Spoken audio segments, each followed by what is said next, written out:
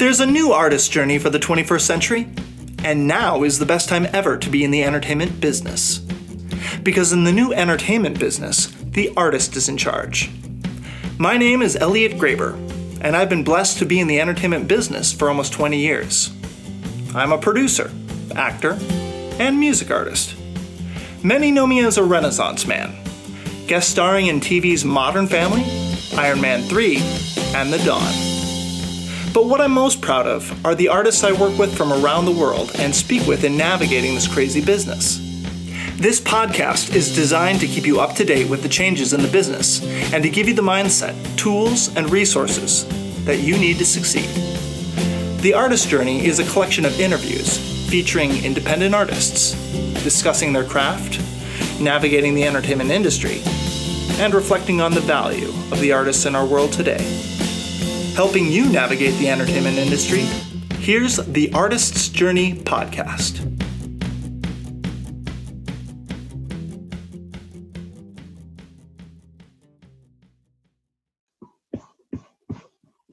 Oh, well, it's so good when you chime in, and thanks for watching and always being supportive. I appreciate it. Oh, I will blast you from here to Kingdom Come and get you push you as much as I can.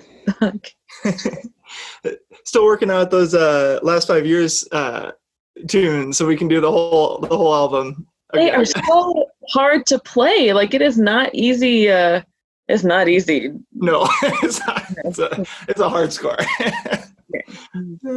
Okay, so this is for my intro to theater class, and they have to do an assignment kind of on different production occupations and jobs in the industry. And so you kind of have a wide variety of experiences from all the different places that you've worked in, different kind of just different things you've been in production on. And so if you would introduce yourself and kind of talk about all the things you've done up until now, and then we'll kind of talk about what you're doing presently after we kind of talk about your history. Is that cool? Yeah, that's totally cool. Well, hello, everyone. Thanks for watching. Hope you guys are doing well. So my name's Elliott Graber. I am from a small rural Midwest town, Freeman, South Dakota, out in the middle of the country. I grew up in a household with a lot of musicians. So my brother and my sisters all play music. And growing up, Mom made us, sit down at the piano and practice, which I hated. I hated playing piano so much until later on in life. And then I started to like it more of it. I grew up in kind of a farming community, and my first introduction to music and the arts really, I think, was church choir. And in our church, we started at a really young age, just singing spiritual songs and hymns and things like that. And then, of course, we had theater, our theater program at the high school. And so actually we did this every year. They have this German festival called Schmeckfest. And so people from all over the country come in and they eat the German food, and then there's a musical at night.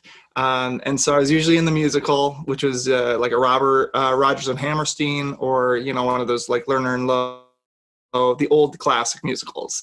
And so that's kind of how I got production. Yeah. It's not like a little tiny thing. It's a pretty huge thing for those shows. Yeah. Yeah, like a four hour sort of, you got to take like a half-hour break just so people can stretch and in between the acts, because those old class musicals, you gotta love them, but they're just so long. It's not like you're going in for an hour and a half. So anyway, Fiddler. It's 6 hours later, and you can finally go home. Yeah. I was going to say, what was your first experience? Was it Fiddler on the Roof? No, mine was Christmas Carol. Oh, yeah. I was 4. And then my first kind of lead role was in Oklahoma in high school. So yeah, more classic, classic legit musical theater. Yeah. Oklahoma, that's a good one. Oklahoma, dun, dun, dun. It's been a while, so we'll have to put that one together too. So are your kids streaming live right now, or are they watching later? They are not. They will watch it later. They'll watch it later. Okay. Okay. Just because I'm talking to you and to Wes Haskell. I don't know if you went to school with, I don't remember if he went to USD or SDSU. I can never keep track. I don't know, actually. And hoping to talk to Deb and Dan Workman about like their work at the Black Hills Playhouse and like Deb's work with her decodability stuff. And I talked with Dylan Jost and his work in Chicago, and I'm trying to get a hold of Kevin Kelly because he has done lots of like touring stuff. But your experience is just so different because of like the crew stuff and all I know you've done like a lot of industrial kind of commercials, lots of commercial work as well. And then just your whole production company with your independent film that I know you have coming out soon. Yes. Yes. It's in the works. Yeah.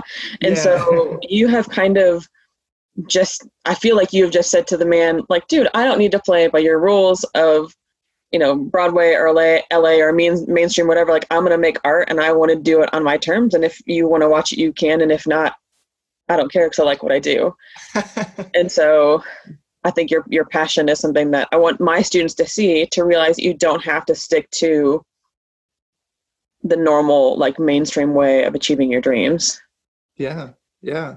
I really appreciate that, Brittany, because my journey has been a little, it's been unique in the way that I started in music and that led me into theater, and then it sort of led me into film acting. I just kind of fell into that, and modeling for a time, and then it kind of swung back around to music.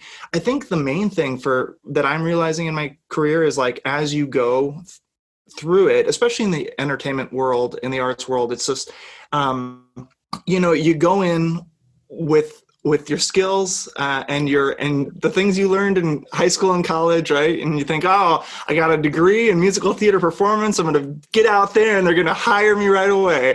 Not true. You have to be really creative. You have to find, okay, what is it about me specifically, personally, that I can showcase, and you kind of have to just play your strengths. There's no like one way is the right way for every artist. Because every artist is different and unique. For many years, I had to really hit the pavement running, because I lived in, I knew you in Sioux Falls, where we went to college. And then from there, I moved to Vermilion for a while, finished my degree, and then I moved to the Twin Cities, which is where I live currently right now, in St. Paul. So I got my feet wet doing like commercial film acting. A lot of driving around during the middle of winter in a new city where I didn't know anybody, and just trying to get somebody's attention, just like kind of throw in like, hey, I don't even know where to begin. I think that was the hardest part, is just like kind of getting to know people and knowing where to begin. Because once you start meeting people in the industry, once you start asking questions, the more you can ask questions, and the better, because nobody knows everything. And I'm kind of a slow learner.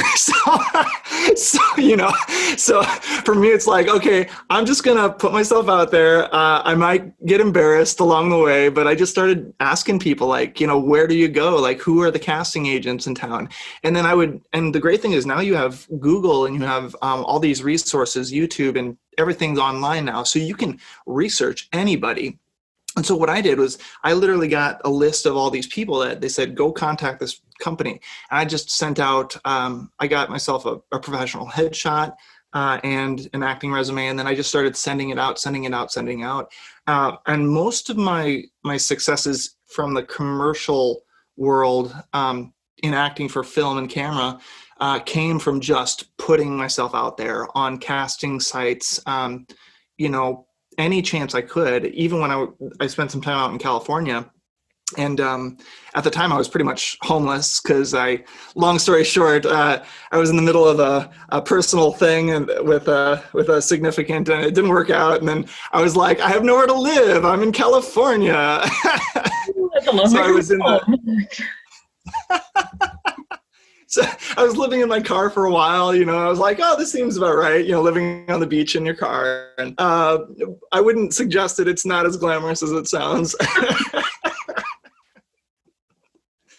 For you to say that it's not glamorous is a pretty big thing, because I feel like you're just a pretty go with the flow, like, oh, whatever, it's fine kind of person. So for you to be like, yeah, don't do it, it must not be so good.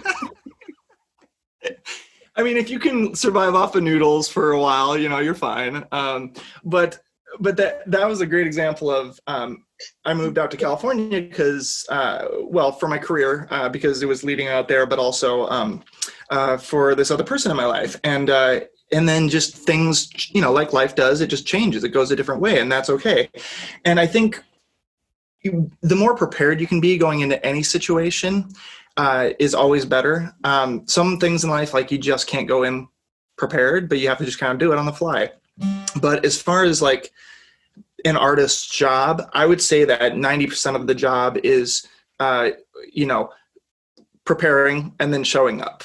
Like, you just show up, because even if you're not at your best that day, or you feel like you don't have the talent, you don't have the skills, or you're not good enough. I mean, there's a lot of days where you don't feel like, like now we're in this new pandemic and okay, I can't play live shows anymore. What do I do? Like I can't make money doing that anymore. So now I'm starting to kind of like you said, just not stick it to the man or whatever, but just basically start my own company so that I can perform, so that I can do my artistic projects, whether they're commercial or they're independent. And right now I'm really focused on the independent music scene and helping artists, young artists, grow as well. So I started my own production company called Graber Productions, LLC, and we're in our second year. I have a few employees, but of course, there a lot of them are like intern type positions, and then a lot of it I just do on my own. But now with COVID, it's we're doing everything online, so it's kind of hard. It's like, what am I gonna, do with all these? I have a mentor that I work with from Nashville, Tennessee, and you probably have heard of Taylor Swift, or maybe your kids have heard of Taylor Swift. But he was the manager for Taylor, and so I work with him and his program, which is called the Music Industry Blueprint. You should check it out for any artist. It's because he talks a lot about how we can take our craft as artists and put them on to, especially in times like this, put it on the social media webs, the social outlets. How do you grow your business? How do you, all these very foreign things that when you and I were like in college, we didn't really have to worry about all that. You had to like have the school, like you had to have a .edu email address to have Facebook, and that was it. Like you were either at work or at like you had like 6 selections right from like the drop down bar to pick for like your status. Yeah. And that was it. Like, and we barely emailed. Like I checked my email for school, but there wasn't a whole lot of that going on. Yeah, it's just crazy. Yeah. Now there's 14, and the hip trendy one is you're always trying to figure out like, oh, my kids are on TikTok, and I'm like, I'm not doing that. Like y'all taught me Snapchat, and that was enough. Like I don't need to learn another one. Pop and drop. No, I'll watch the fail compilations on Facebook and be fine. Like. Yeah, the TikTok one for me too. I was like, I'm not that good of a dancer, I'm like, I'm a German Mennonite, so we never grew up dancing. I mean, I have danced. I'm not saying it's good. I have some like really specific memories, I feel like, of damn Yankees. Yeah. Some physical moments that were like, yeah, no, we Midwesterners are not like known for our stellar dancing, I don't think. Oh my goodness. Actually, that kind of reminds me of, you mentioned getting a chance to work on the cruise lines. And I wanted to just mention that because I had talk about going into a situation where I had a little experience, dancing from past musicals, and I took a few classes back in college, but going into that situation where they are all like top-notch professional like dancers. I mean, there's a big difference between an amateur like myself for dancing and a professional and my job was I was hired as a singer, so I thought, oh, this is fine, I'll be in my element and I can do that just fine. And then it was such a small cast on a smaller luxury cruise, and so I had to learn basically what everybody else was learning. And I was the position I took over it was so crazy. It was 2 years ago around Thanksgiving, it was right around Halloween. And I got a call because I had auditioned for this company a few times. I thought I'm never going to get in with Norwegian Cruise Lines was the company. And I got a call and they said, we have a job that just opened up because somebody left the cast. I don't know if they got hurt or what, but they said. You got married? Like when you were freshly married, yeah? And I was fresh. Yeah, I was newly married. Yeah, I was just like, I think we were married for almost a year. Okay. Maybe 9 months, something. And we had known each other for a long time. But yes, my wife is a godsend, an amazing person who has more patience than anyone. So I got this call in and they said, can you be on a flight to do this 8-month contract for, the extended of period of this, but you got to let us know within 24, I think it was like 48 hours. And so I had to go, get tested to make sure I was good for vaccines and things like that. I got a bunch of shots, and then 48 hours later, I was on a plane to Florida, where I got, we trained for the first month, essentially. We did the 2 weeks of rehearsing the shows, the singing, the dancing, which was crazy. It was like 6 or 7 shows, and I was basically a swing. So we would have to rotate positions, which is like just hard enough trying to, have one spot in the show. And for me, I have to practice it. Like repetition is the only way for me it sticks. And then once I have it, then I'm good. But for me, I don't learn quickly like that. Some people, they can read the sheet music and they can just do it, or they retain it so much faster, but not me. So everyone had a lot of fun being patient with me on the cruise. but it was, it was fun. It was incredible. We went to for 8 months, we did 13 different countries. We did the Caribbean, we did the Mediterranean, we did Israel, and South America. So, yeah. But after that experience, I was ready to come home because 8 months on sea is enough to make you. You thought it was going to be. I honestly, it kind of, in some ways, I felt like I'm never going to come back home. Like something's going to happen out here. And, for those people who had to quarantine on the ship now this year, they got stuck on the ports. Like I had 2 of my friends were stuck in Abu Dhabi for like a month or 2. Yeah. So since you were in the Caribbean and then you were in the Mediterranean, like, did you fly to a different ship, or did your ship do like a transatlantic crossing? Like you went like old school? We went old school. Oh, no, thank you. Across the Atlantic. It took 10 to 12 days. Nope, and every day you lost an hour, or you gained, I think you gained an hour. Anyway, so, not being able to come out of your cabin, not being able to go off the ship to a port, you're in the middle of nothing. So you're just hoping the ship doesn't go down. Essentially.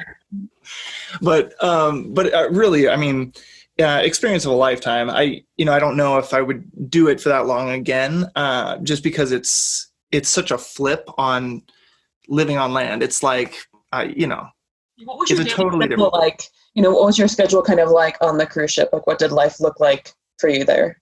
Yeah, actually, I kind of liked. It kind of felt like school in a way, like college, because you had certain time frames where you had to be, on stage, warming up, rehearsing the shows, and then you'd have some free time during the day to do your thing for a while. But then we had crew duties. So we acted not only as the professional musicians and entertainers for the cruise line, but we also had to act as crew members. So this meant like we would be muster station drill people, which means like when the guests come on board, you talk to them about the safety precautions on the ship. You have to know CPR. You have to know how to handle crowd management. I think I got 5 licenses in like a month because we actually had to go to Orlando to train for how to survive at sea. So you'd also have to learn like what happens if the ship goes down. We have to, undo the life raft. And so we would do all these drills. It kind of actually reminded me of what I've never been to the Army, but what, boot camp or doing those drills in the Army might feel like, which I think the Army is probably a little bit more intense, but and then at nights we would do like Beatles night showcase or a karaoke night where we do popular songs that people like. And so you would, I got a chance to play a host. And so you would have to jump into all these different roles, which was fantastic, to get a chance to do all those different things and to reach out and talk one-on-one with the people, the guests on the cruise. It did make it very challenging because you had to, I was awake more than I was sleeping most days. Most days were like 12 to 14 hour days because you just don't, you're just going from one thing to the next. Right. You get a break here and there in between, but then, it would be 2, 3 in the morning, go to sleep, get up at 7 or 8 for the drills. So it was a really interesting experience. And it kind of reminded me about like going back to school and having to show up at a certain time for, specific reason. But it was fun. We got a chance to really, my favorite part was getting to talk to people, the guests. And sometimes they were so nice that they would be like, can we, take you out for a dinner? So then you could clear it with the general manager of the ship, and they would, you could dine with the guests. Got a chance to meet a lot of people from all over Germany. I actually met a guy who played the original, John Travolta plays him in Hairspray. Do you know which role I'm talking about? Yeah. The mom? Mrs. Turnblatt, yeah? Yeah. I guess he played the original. Was it Tom? I can't remember. Perry? Tom Perry? I'll have to look and tell you. But anyway, so you meet, these people on the way, and it's just interesting how you meet people in the industry. They always say it's so small, much like many industries. It's like, that's why it's so important to, be smart, like don't burn bridges, essentially. That's what I've learned. Like, just try to always make peace with people, try to work together with people, because it's such a small industry. I mean, one day you're working, a student film project, and you're getting paid nothing for it. And at best you're getting crafty, like you're getting maybe some food here and there. And then like, for example, in California, that I'd be doing a student film, and then the next day I'd be on the set of Universal Studios. And there was this one job I did where I was in a trailer, and they were testing makeup on me for like burn victims. Okay. And then they put this like tear serum in my eye, so I couldn't see anything because it was all just like testing to see how it would look in the film. And I didn't know anything about the film. They wouldn't release the information, but my makeup and wardrobe person was like, "Elle, I want you to meet our director." And I hear her voice. I'm like, I know this voice. Like, who is this?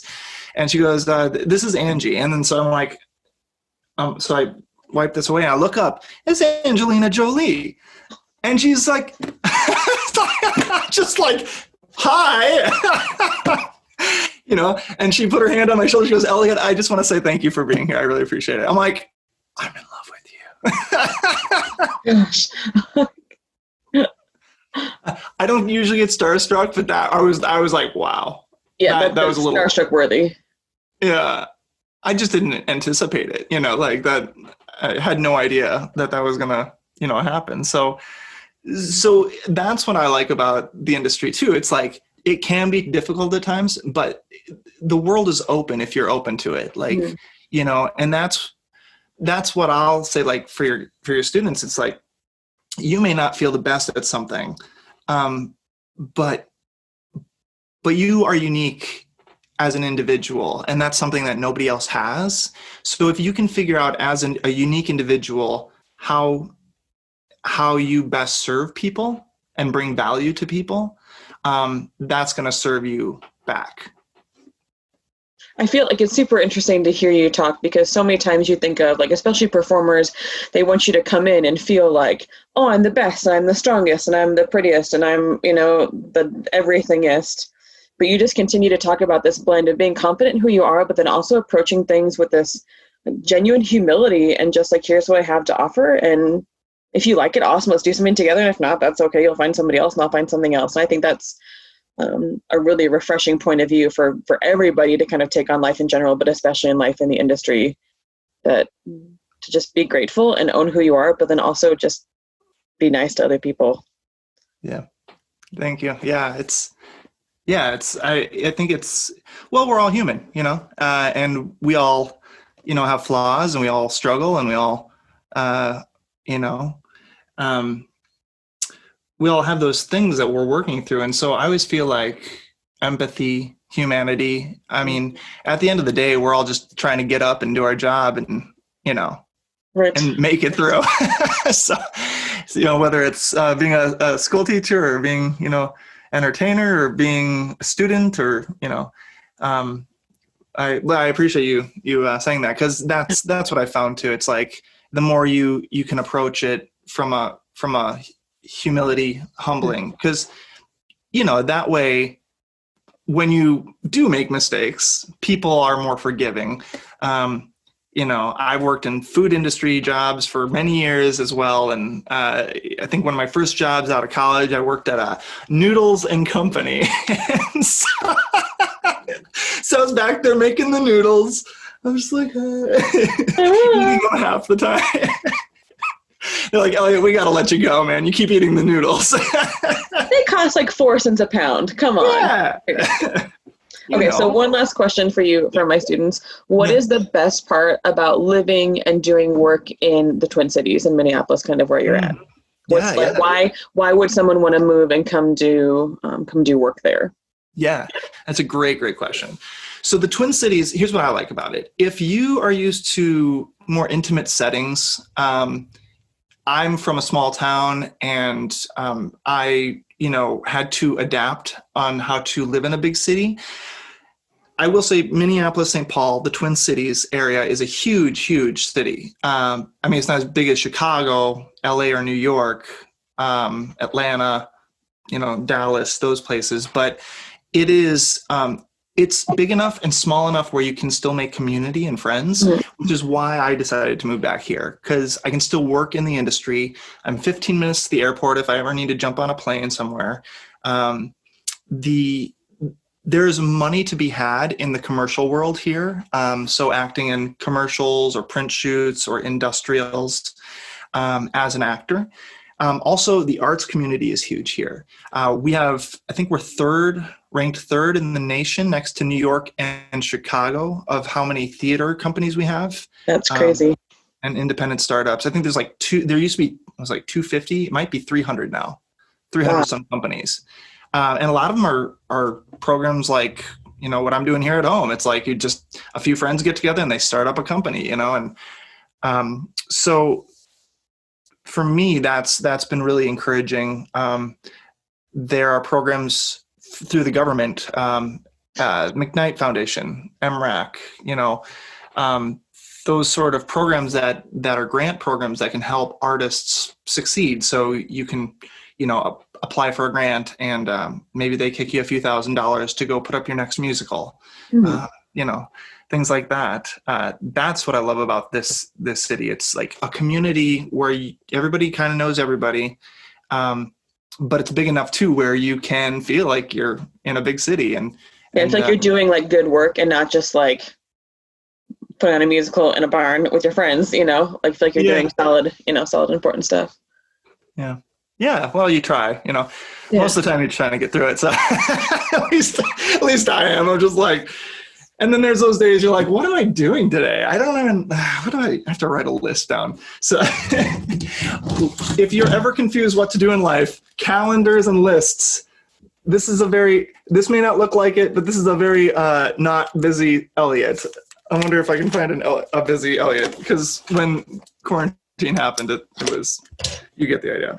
I just love seeing you organized, because I seem to remember a very unorganized Elliott like 10 years ago, 15 years ago. Mean? There you go. There's a busy. That's true. If it wasn't for you, Brittany, I think I'd probably be still out there in the gutter somewhere. I think The switch, and so many students tend to think, since you switched from University of Sioux Falls to USD, so many kids think, oh, I have to go to school and I have to stick that out. And you didn't, you switched, and how much that shifted your trajectory, and gave you some really strong experience. So do you have your BFA? Is that what you got, was your BFA, or did you just get your BA? No, I ended up getting my BFA. Right. Because I think I had done 3 years at USF when we were in the programs together, Right. music and theater program there. And then I took a semester where things had to transfer over. And at that time I had my rock band, so we were kind of like touring a little bit too. And then I eventually went back to college, and I had to go another 2.5 more years because a lot of my music credits transferred, but I was going to get a major in music composition. Turned out I couldn't do all of it. So I had to basically go back and start over with the BFA in musical theater performance. So it took me a long time to get through school. I think it took me like 6 years, something like that, 6.5. And by the end of it, I was like, I don't ever want to go back to school. I just want to work, But looking back on it, I think that's when I started kind of becoming a Renaissance entertainer, like you said, an Renaissance man, meaning that I would jump from one thing to the next within the art spectrum, whether it was painting or theater or acting for film or being a musician. I realized that like you can kind of do all these things, but at some point you have to focus on what specifically do I do the best. And I think for me as an artist, I figured out that actually it's connecting with people. I've worked on my voice through the years. I've worked on my guitar, my piano, all those things, composing music. But at the end of the day, I'm really good with connecting with people. And so that's kind of been the thing for me that's gotten me through my journey as well. So. And if my students want to follow you, want to connect with you, do you have socials you want to share? Oh, sure. Well, my full name is Elliott Graber. So you can check me out on Facebook, Instagram, pretty much all those places, YouTube. Just my full name, Elliott Graber. It's spelled ELLIOTT GRAB as in boy, ER. If you want to hear music, you can go to my personal website. It's called ellsongs.com, ELLSONGS.com. So, and feel free to reach out and DM me, message me. And Brittany, we need to go on a coffee run sometime soon. Oh, yeah, I am in theory going to Sioux Falls this weekend. My uncle died, and so I'm running up there for the funeral. I'm gonna try to not catch COVID in the midst of all of it.